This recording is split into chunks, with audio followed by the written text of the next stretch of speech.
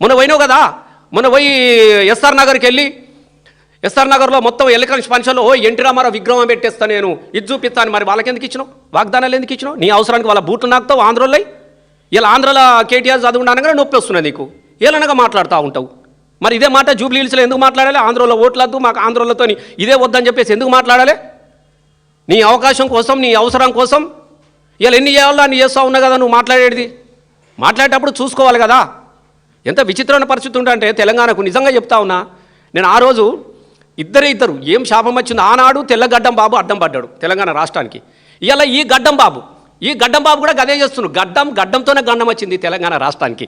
నేను నిజంగా చెప్తున్నా, గడ్డాలతో గండమే ఉన్నదే. ఆ రోజు తెలంగాణ ఉద్యమంలో ఆ గడ్డంతో కొట్లాడాం, ఇప్పుడు ఈ గడ్డంతో కొట్లాడుతున్నాం. అట్లా ఏడిసి సచ్చిర్రు. వీని గండం ఎన్నడు పోతుందో మనలే కదా గండం గట్టెక్కిందా అని చంద్రబాబులు గుండంలో ముంచకు బాబు అని చెప్పేసి ఆ రోజు పాటలు పాడినాం. మళ్ళీ ఇదే రోజులు మనకు కనబడతా ఉంది.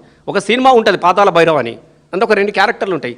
సదా జప అని ఉంటాడు ఒకడు క్యారెక్టర్. 2 క్యారెక్టర్లు ఉంటాయి. ఇప్పుడు ఈయన కూడా కొంతమంది ఉంటారు సదా జపలు.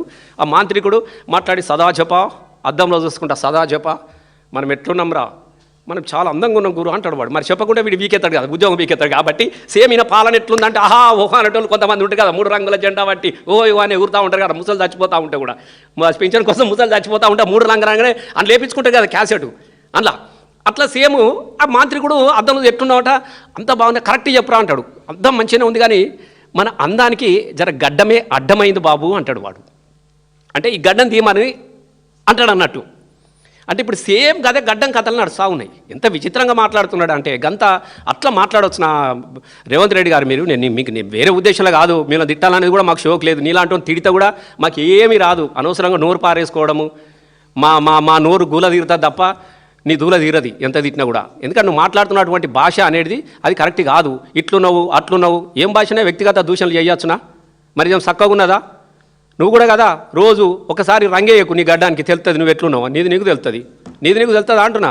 మొత్తం పార్టీల రంగులు మార్చినట్టు గడ్డానికి రంగులు మార్చగానే పెద్ద లీడర్ కావు. నేను 100% చెప్తున్నా, భాష మంచిది కాదు. నువ్వు ఒక్కసారి మళ్ళీ నువ్వు రివ్యూ చేసుకో.